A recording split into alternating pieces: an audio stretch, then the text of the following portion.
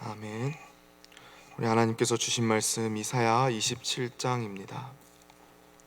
이사야 27장 2절에서 13절까지의 말씀입니다. 이사야 27장 2절에서 13절까지의 말씀, 제가 가진 성경으로는 구약 997페이지입니다.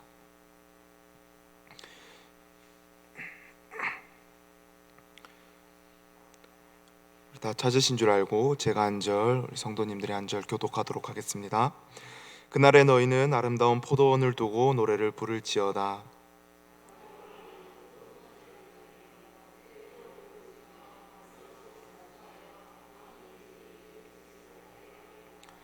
나는 포도원에 대하여 노함이 없나니 찔레와 가시가 나를 대적하여 싸운다 하자 내가 그것을 밟고 모아 불사르리라.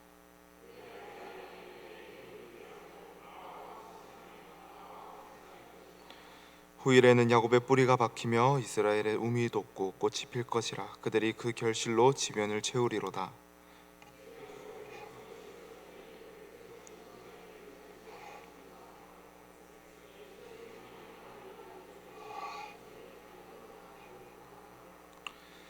주께서 백성을 적당하게 견책하사 쫓아내실 때에 동풍 부는 날에 폭풍으로 그들을 옮기셨느니라.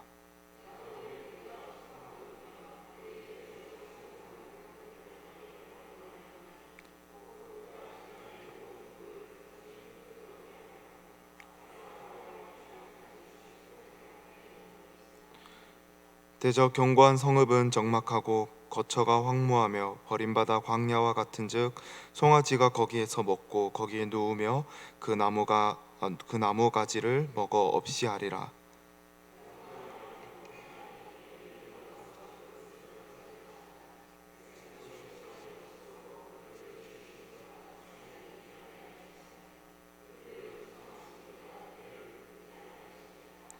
너희 이스라엘 자손들아, 그날에 여호와께서 창이라는 하수에서부터 애굽 시내에까지 과실을 떠는 것 같이 너희를 하나하나 모으시리라.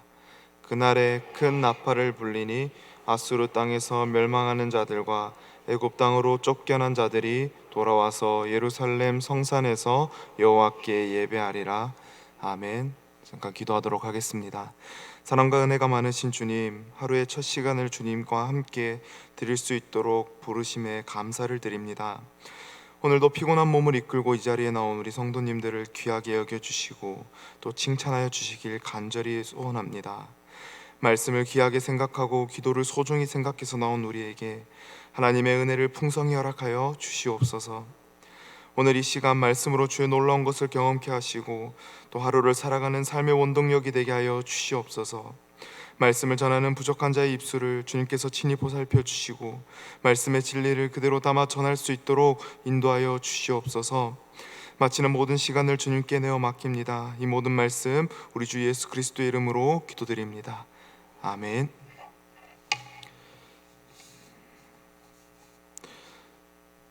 오늘도 함께 우리 나눌 말씀은 오늘도 우리 이렇게 함께 말씀을 나눌 때 새 힘을 얻고 은혜 가득히 얻는 시간 되기를 소망합니다. 오늘 말씀은 이스라엘의 최종 승리에 대하여서 말하고 있습니다.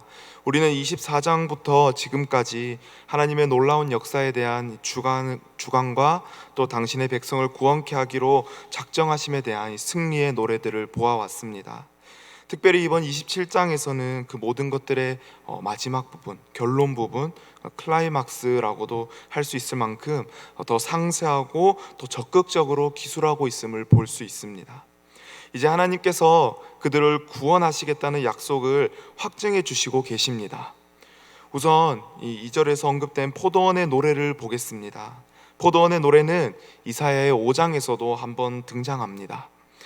그러나 5장의 노래는 기대하는 마음으로 극상품의 씨앗을 심었는데 들포도를 맺게 된 것에 대한 분노와 또 멸망에 대한 노래였다면, 본장에서는 포도원이 너무나도 아름답고 또 하나님께서 그 포도원의 포도원지기가 되기를 자처하시는 그 기쁨의 보호에 대한 노래입니다.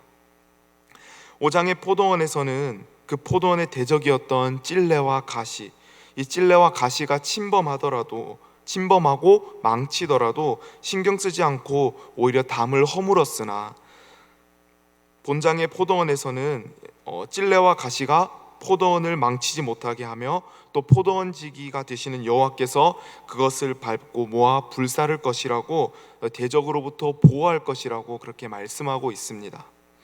그렇다면 이 찔레와 가시는 과연 무조건적으로 불살라질 수밖에 없는 운명인 것입니까? 그렇지는 않습니다.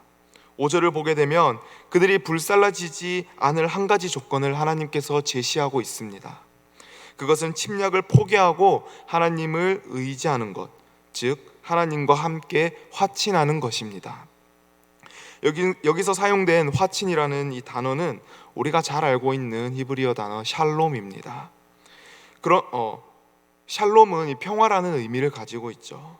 그럼에도 왜 화친이라는 단어로 번역되었는가에 대해서 잠깐 말씀을 드리자면, 샬롬은 구약에서 만족을 주는 과정 또는 방법과 어떤 그런 기술들에 강조를 두게 되는 경우에 계약 혹은 또는 일치하다라는 말로 이해될 수 있습니다. 원문을 직역하면 샬롬 야세, 평화를 만들다라는 의미인데, 이 평화를 만든다는 것은 서로의 뜻을 일치시킨다, 또 서로 만족하게 하다, 또 서로 계약하다라는 뜻으로 개역개정에서는 화친하다라는 적절한 번역을 사용한 것으로 보입니다. 결론적으로 하나님께서 침략하고자 하는 이 찔레와 가시에게 나를 의지하고 나와 뜻을 일치시키자, 나와 함께 만족하자 라고 말씀하고 있는 것입니다. 이 구절을 통해서 우리는 하나님께서 당신의 구원이 이스라엘 백성을 넘어서 이방인에게도 열려 있음을 볼 수가 있습니다.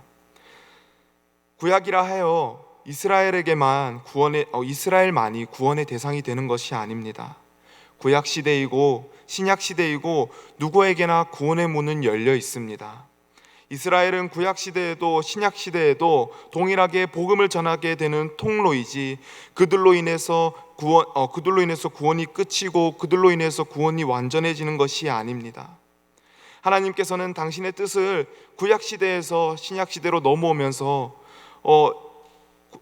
넘어오게 되면서 이렇게 해보니 이거는 아닌 것 같아 방법을 바꾸신 것이 아니라는 것입니다. 하나님께서는 태초부터 지금까지 동일하신 방법으로 변함없이 구원의 계획을 이루어가고 계십니다. 이 포도원의 새 노래를 통해서 우리는 구원이 열려있는 그 범위와 또 하나님의 무한한 자비하심을 볼 수 있었습니다. 하나님께서 포도원지기로 계신 이 포도원은 야곱의 뿌리를 내리게 되는 것을 시작하여서 열매 맺는 결실이 풍성해져 온 세상을 그 결실로 채울 것이라고 말씀하고 있습니다. 여호와께서 그 포도원에 함께 계시니 세상은 하나님의 뜻대로 변화되어져 갈 것입니다. 포도원의 노래에서 보였던 이 종말의 시대에서 이제는 7절로 돌아와 현재 심판에 대해서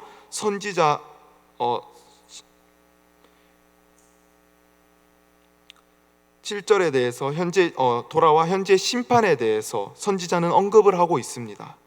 이전에 하나님께서 진노하신 나머지 이스라엘을 멸망시키고자 하였습니다. 그러나 이제 와서 지금은 전혀 그런 적이 없으신 것처럼 말씀하고 계신 듯합니다. 7절에서 11절까지가 그 문제에 대해서 그렇게 설명을 하고 있습니다. 이전에도 징계에 대해서 설교할 때 하나님께서는 당신의 백성들을 멸하시려는 목적으로 징계하시지 않는다고 설교한 적이 있습니다. 우리는 이미 파멸로 이끌어진 하나님의 도구로 사용되었던 몇몇 나라를 볼 때 멸망이라는 것이 무엇인지 볼 수 있었습니다. 우리 함께 9절의 말씀을 잠깐 읽도록 하겠습니다. 함께 9절의 말씀을 보도록 하겠습니다. 함께 읽겠습니다. 야곱의 불의가 속함을 얻으며 그의 죄 없이 사함을 받을 결과는 이로 말미암나니 곧 그가 제단의 모든 돌을 부서진 횃돌 같게 하며 아세라와 태양상이 다시 서지 못하게 함에 있는 것이라. 아멘. 9절에서 야곱이 등장합니다. 야곱은 하나님으로부터 많은 견책을 받게 됩니다. 그러나 그것이 결코 야곱이 아무 잘못 없는 것임에도 불구하고 내려진 시련은 아니었습니다. 야곱은 야곱만의 우상이 있었고 그로 인해 야곱 또한 하나님으로부터 견책을 받게 된 것입니다. 불의에 대한 용서는 조건적입니다. 용서받기 위해 야곱이 충족시켜야 할 조건은 우상들을 제거하는 것이었습니다. 부끄러운 과거의 단절이 없이는 새로운 출발도 있을 수가 없음을 이야기하는 것입니다. 우리가 하나님으로부터 심판받아 나의 죄가 드러났다면 우리는 그것으로 인해 부끄러워하고 괴로워할 것이 아니라 회개하며 내 앞에 아세라와 태양상을 부셔야만 하는 것입니다. 하나님은 죄악을 제거하심으로 우상 숭배가 종식될 것을 말씀하셨습니다. 심판의 결과는 분명합니다. 말씀에서도 보는 바와 같이 우상 숭배가 사라지게 될 것이라는 겁니다. 하나님께서는 당신의 백성을 적당히 견책하십니다. 견책이라는 것은 정당한 절차에 따른 책망받는 것을 의미합니다. 이스라엘 백성들은 또 야곱은 정당한 이 절차를 따라서 벌을 받은 것입니다. 하나님께서 일방적으로 임의로 결정한 것이 아닌 불의에 따른 필연적인 결과라는 것입니다. 우리도 마찬가지입니다. 우리가 받게 되는 하나님의 견책의 심판에는 다 나의 불의로 인해 생겨난 것임을 우리가 인지해야 합니다. 나는 교회에서 잘 섬기는데, 나는 기도 열심히 하는데 왜 이런 시련이 저에게 오는 것입니까? 생각을 하며 억울함을 호소하더라도 우리는 하나님 앞에서 억울할 것이 하나도 없습니다. 그저 나의 잘못이라고 인정하며 오로지 용서를 구하는 마음만이 필요할 뿐입니다. 하나님의 견책에 대한 이유를 찾기보다 견책에 대한 나의 죄악을 먼저 찾으려고 애써야 할 것입니다. 우리가 느끼지 못하고 자각하지 못하면 우리는 회개조차 할 수 없습니다. 11절을 보시는 바와 같이 다 이스라엘 백성들이 지각이 없었기 때문에 일어난 일이라고 언급하고 있습니다. 이사야서는 이미 1장에서부터 이 점을 강조해 왔습니다. 소경과 기머거리의 비유를 사용하면서 말이죠. 이전에는 하나님께서 그런 이스라엘 백성들에게 호의를 나타내지 않으셨습니다. 그러나 오늘의 말씀을 통해서 백성들에게 호의를 선언하시며 하나님께서 직접 자신의 포도원을 책임지실 것이라고 선언하는 단계까지 이르렀습니다. 이 모든 것이 하나님께서 소중히 여기는 것을 더 오래 쓰시기 위해, 더 오래 간직하기 위해 보수하시는 작업과도 같은 것입니다. 우리에게도 있을 그 어떤 견책들은 우리를 무너뜨리기 위한 것이 아니라 우리를 더 단단하게 하고 우리 자신을 한 번 더 돌아보게 하고 더 연단되기 위한 작업임을, 그 과정임을 믿으시기를 소망합니다. 이제 우리는 말씀의 그날을 주목해야 합니다. 이날은 하나님께서 선언하신 모든 것이 이루어질 날입니다. 선지자는 수학의 은유로 말씀을 표현하고 있습니다. 하나님께서 창이라는 하수부터 애굽의 시내까지 과실을 떠는 것처럼 흩어진 백성들을 한 명 한 명 모으실 것입니다. 한 명 한 명 모으실 것을 약속하십니다. 여기 말씀에서 하나하나라고 표현하신 말에서 우리는 소중하게 한 명 한 명 모으실 것임을 느낄 수 있고 또 볼 수가 있습니다. 하나님을 찾고 하나님을 사모하는 사람들은 모두 하나님을 통해 모일 것이며 또 이들은 분명 하나님의 큰 보상을 받게 될 것입니다. 13절은 이 땅에서 무너진 자들과 관련된 하나님의 활동에 대해 많은 말을 하고 있음을 볼 수 있습니다. 이스라엘에서 드리는 하나님의 예배와 그 단절되어 죽음과 같은 삶을 사는 사람들에 대한 것입니다. 아수르와 애굽, 이 두 지역은 분산된 이스라엘 사람들과 유다 사람들이 집중된 지역입니다. 그날에 하나님께서 흩어져서 예배드릴 수 없었던 자들을 돌아오게 할 것이며 또 최후의 승리를 기뻐하는 찬송과 또 그들을 구원한 하나님께 영원한 찬송과 또 경배를 돌리게 될 것입니다. 여기서 나팔이 울린다는 것은 신약적인 표현입니다. 메시아의 재림을 의미하는 것입니다. 이때 알곡으로 구별받은 자들은 하늘의 천사와 함께 거룩하신 하나님을 영원히 찬양하게 될 것이라는 의미입니다. 그날이 되면 하나님의 백성은 구원을 경험하게 될 것이며 하나님과 함께 거하게 될 것입니다. 그러나 그들을 괴롭히던 원수들, 세상의 권세자들은 하나님의 진노로 인해 흔적도 없이 사라지게 될 것입니다. 이 얼마나 대조적인 운명입니까? 그렇다면 그날이 올 때까지 하나님의 백성들은 어떻게 살아야 합니까? 선지자는 백성들에게 자신의 삶을 하나님께 맡기라고 권면합니다. 이제는 더 이상 세상 권세자들의 통치와 지배를 받지 않고 오직 하나님의 기준과 가르침이 백성들의 삶을 주관해야 한다고 말하고 있습니다. 그날은 아직 끝나지 않았습니다. 지금도 여전히 진행 중입니다. 하나님께서 우리를 당신의 백성으로 삼으셨으므로 우리는 흩어진 자들을 모아야 할 사명이 있습니다. 그렇습니다. 우리가 포도원이고 우리가 하나님의 이스라엘 백성입니다. 이제 우리는 그날을 바라보며 우미 돋고 꽃이 피는 결실이 온 땅과 또 지면에 채울 것이라는 그 하나님의 말씀을 따라야 합니다. 하나님께서 선언하셨으니 이 일은 무조건적으로 이루어질 것입니다. 그러니 우리는 먼저 믿은 자들로서 하나님께서 하나하나 소중하게 모으신 알곡으로서 단 한 명이라도 잃지 않게 여전히 멸망하고 있는 자들을 모으며 예배로 돌아오게 하고 망각하고 있는 자들의 영혼을 깨우며 하나님을 알게 하고 세상에 복음의 메시지를 전하며 구원의 기쁨에 동참하도록 노력해야 할 책임이 있으며 또 그것을 믿으며 오늘도 우리 그날을 바라보며 최후 승리로 한 걸음 내딛는 우리 모두가 될 수 있길 주님의 이름으로 소망합니다. 함께 들은 말씀을 가지고 기도하길 소망합니다.